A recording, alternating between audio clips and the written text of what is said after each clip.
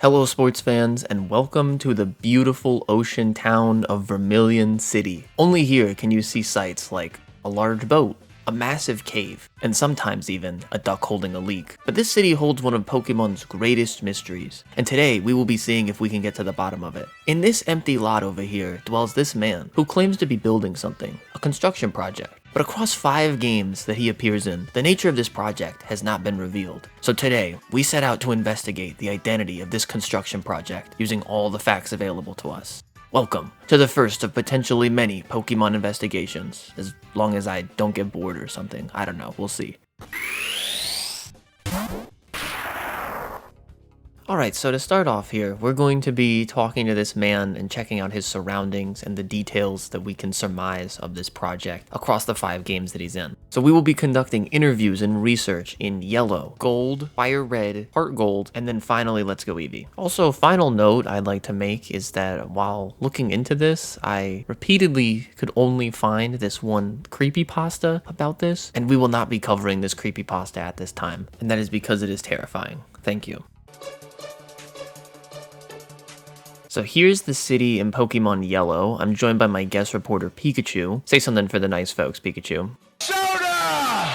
Oh, I love this guy. Here is the immediate scene at the construction area. We have the man in question, who seems to be an elderly gentleman, perhaps broad-shouldered. When questioned, he shares with us this. I'm putting up a building on this plot of land. My Pokemon is tamping the land. So he's a man of few words. That's okay. He gives us the key information that this is in fact a building. Every investigation has to start somewhere. This man is joined by his Machop, who, and you'll have to forgive me here, my Machop is a little rusty, but he comments, "Guo, go, go, go," which I am going to label as potentially useful information. We might come back to it later. And then it comments that the Machop is in fact stomping the land flat, as the old man stated. Other than that, the land itself is a square of paved-looking area, probably the work of the Machop, otherwise surrounded by grass. And then there seems to be fencing around it that prevents it from touching the rest of the city. However, the main connector to the rest of the city is untouched and is just grass from here to where everyone else lives. So what can we learn from this? What can we take from this sparing information in this construction site, if you can even call it that at this stage? I do think it is worth focusing on that he says he is putting up a building, an individual building with walls, a roof, maybe even a door if he's lucky. This is not several buildings like additional housing for the city, and it is not an outdoor facility like one of the outdoor markets that you might see in the Hoenn region. Other than those brief details about the land that we just pointed out, there really isn't else much on the site to hone in on that could give us any ideas. So I want to now take a look around the rest of the town and then think about what's not in the site to keep the ideas rolling here. First and foremost, Vermilion City is a harbor town. The SS Anne docks here and leaves from the port. And the residents of the town seem to be deeply in tune with this relationship that they have with nature. There's fishermen, there's a Pokemon fan club, there's environmentalists.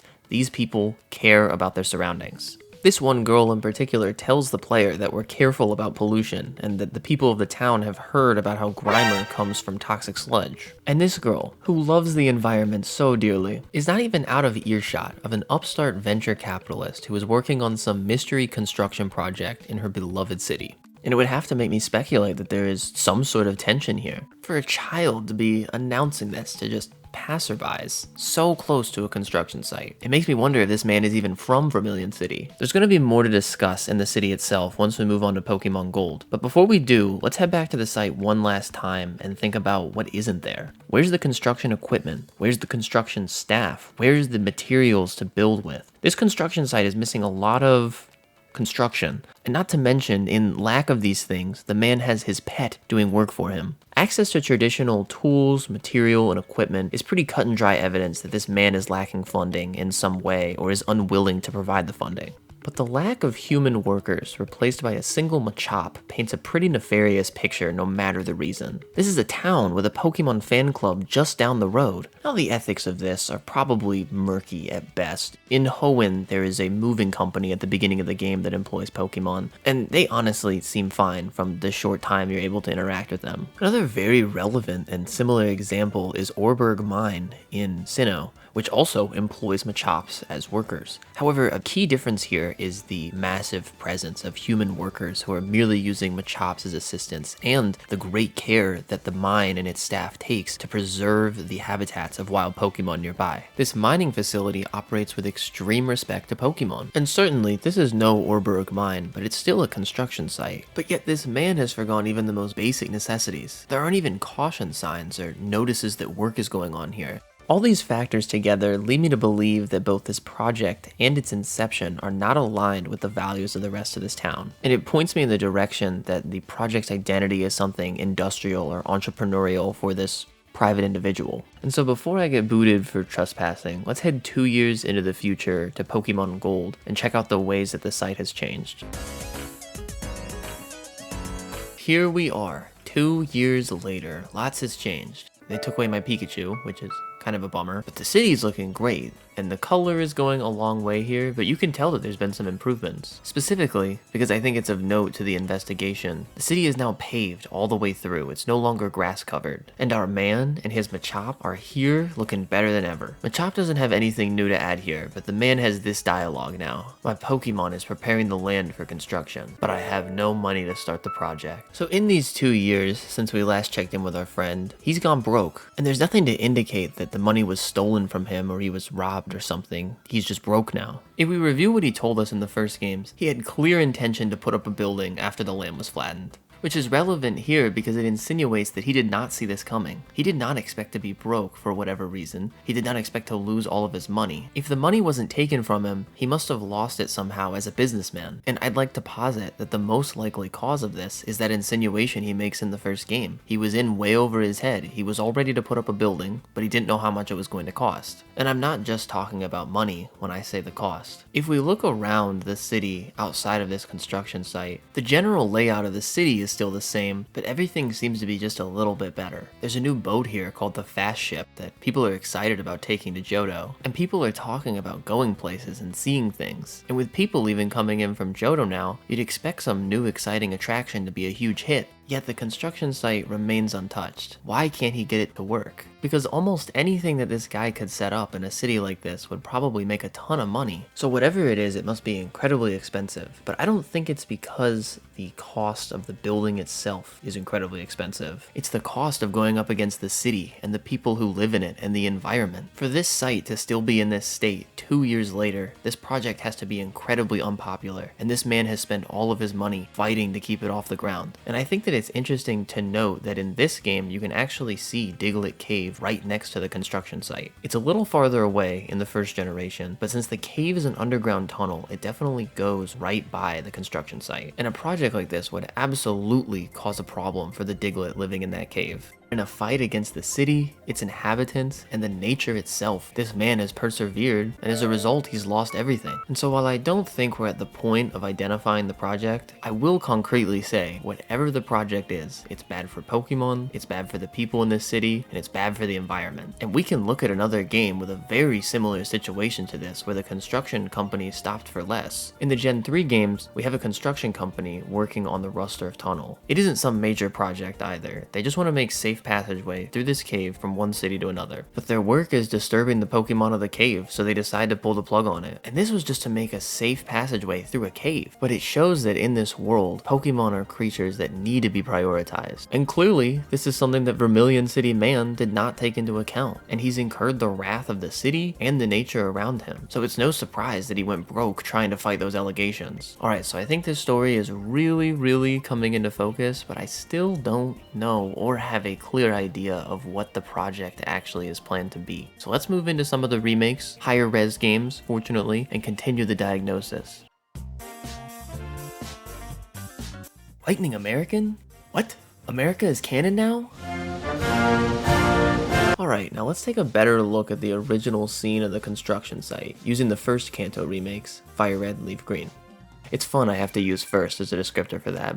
FireRed and LeafGreen haven't really changed much about the location, other than the upgraded graphics and textures that make these games so great to begin with. You know, what can I say, I'm a Gen 3 guy at heart. But two changes of note here are that the man flatly claims to own all the land, so there's no discrepancy there. This is his private deal, he owns all of it. And then he no longer has the same normal old man sprite that he did in the old game. He's got the same one that the Safari Warden has, which to me makes him seem a little more businesslike, a little more official. He's really in charge of an operation here. Other than those very tiny tidbits, I don't think these games add a lot more to the story besides these incredibly cursory details. So I'm gonna go ahead and move on to the Johto remakes, where we will see what the town looks like on the DS. Welcome back to Johto, folks. This time I'm joined by my investigative partner, Typhlosion. He's going to be helping us out today. Now you have to forgive him, he's not much for words. So these versions of the game have got to be the most telling in regards to our situation, because the graphical overhaul that's been done here is unbelievable. Vermilion City has properly come alive. The roads and the ground are both paved with lovely patterns. There are numerous boats in the harbor. Certain areas of the ocean have been roped off, hopefully for safety. There are these lampposts illuminating the streets at night. The city is just beautiful. There's no other word for it. But yet there remains one significant eyesore. The construction site not only remains unchanged, but somehow looks even worse than it did in any of the previous entries. The land that Machop had flattened looks hideous now, and the Machop in question is just running circles around a rock with no regard for safety. And you heard that right, there's rocks now. Someone has hauled in stones and boulders to this patch of green and dispersed them all over the place. And the man is still broke, but there's some actual evidence here now as to what he went broke doing. The main implication with these boulders spread everywhere is that they were brought in as materials for construction, and for him to purchase materials, there must have been some idea in mind as to how he would use them. Boulders and stone, potentially even like these ones in the ground here, aren't ultra common as building materials, but do have their place in putting up walls and foundation. It can be great for a natural looking and stylistic build. I am not a construction expert, but I have seen some pretty sweet looking buildings with stone walls, and while there certainly may have been more materials or types planned for this project, just the presence of the stone in this way indicates to me that this man had something fancier in mind, an attempt to seem fancy to the people around him. And finally for this game, let's come back to those points I was making earlier about the potential infamy of this man and his project. In HeartGold and Soul Silver, a traveling cameraman will meet you around the region and take your photo at places of interest. This includes places like the Safari Zone, the Bell Tower, the Pewter Museum, great local spots you would want to have your picture taken. However, his shoot for Vermilion City occurs inside the construction site, and this strikes me as incredibly odd. The other photo spots, even those not in front of some landmark or place of cultural interest, are usually at least in front of an area that's pretty or photogenic in some way. But this photo is in this nasty, rundown construction site, and it makes me wonder, does this location have some other relevance that we as the player are not aware of? It would seem that the press is certainly aware of it at least, and if that significance was positive, there would be a larger push to complete the project. But rather we have a lone old man with his Machop complaining to local kids that he ran out of money before he could finish it. And I would have to argue that this speaks to a tension between this man and the rest of the city. That's all I have to say on the Gen 4 installments, but we've got one more game before giving the final diagnosis. Finally, we arrive in the last Kanto installment, and who knows, I'm sure they'll remake it again real soon, but current final view of Kanto. This time I've got this small creature on my head, it's pretty sweet. The Let's Go games give us this modern look at the 2 years prior Vermilion City, and it further indicates that the town has developed around this guy, almost in spite of him, as to where he's sitting on a rock in his empty lot, surrounded by a paved, well put together town. There are some crates in the background this time that we've not seen before, and his dialogue in this version also might imply some level of aimlessness, saying Machop is using bulldoze so he can build something. But until Let's Go Johto comes out, I guess we won't really know. There's also some weird business with the timeline compared to the originals in the Let's Go games, so I don't want to over-conflate anything. I mean, this is all speculation anyways, but I at least want to mention that. The only other note I have for this version is that the Grimer girl's dialogue has been changed slightly to not mention keeping the city clean, and instead something about sweating while exercising. Curious little change, but not that related to the construction site. Overall, I don't think that Let's Go adds much to our story at all, but it definitely gives the cleanest graphical look at the city we've seen up until this point, so it was helpful. And I don't know about you, but I am definitely feeling ready to present an explanation to this mystery. So with every game looked at, let's head back and see if we can make sense of this whole Vermilion City construction site situation.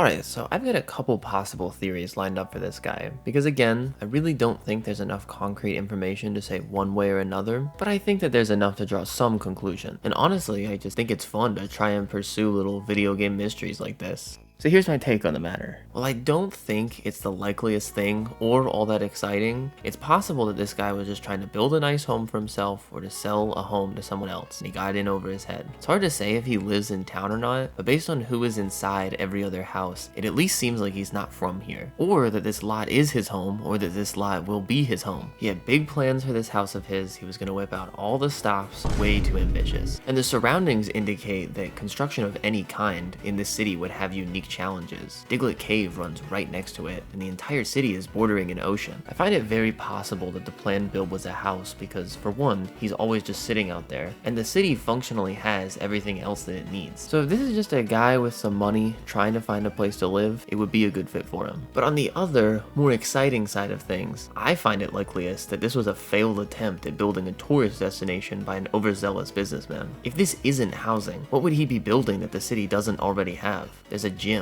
a hospital, a general store, the Pokemon fan club. Other than that, the only thing I can think of that Vermilion City lacks is a brick and mortar facility of interest like Saffron or Pewter City. Before the harbor became so popular 2 years later, the SS Anne only visits the city once a year. So if the right person came in with the right idea, I'm sure they can make a fortune with a beachfront attraction perfect for tourists and locals alike. The rocks on the site in Gen 4 really lock this idea in for me, as that choice of material would primarily be made for aesthetic purposes, perfect for either fancy housing or a tourist attraction. This is also where I would factor in any tension present with the rest of the town. A major project larger than someone's house, if handled improperly, would definitely be a sore spot with the other inhabitants. We can see again in Gen 4 how the city has purposefully built around him and continued to flourish in these major ways while he seems to be stuck in the past. It would be a great spot for a tourist destination, but it would require massive amounts of funding, planning, and resources to not disturb the wildlife and environments around it. And based on this man having no equipment, very few materials, and a single indentured servant, it would be no surprise that the project flopped.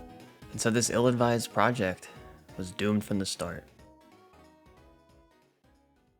And that concludes today's Pokemon investigation on the Vermilion City Construction site. Thanks for stopping by if you made it this far. I've been fascinated with this man and the construction site since I was a kid. I've always wondered what he could have been building. If you got your own ideas, leave them below. I'd love to know any thoughts you've had on the matter. If you enjoyed me or the video, give it a like, subscribe even. I mainly do Pokemon stuff if that's your kind of thing. That is all I got, folks. Big stuff on the way.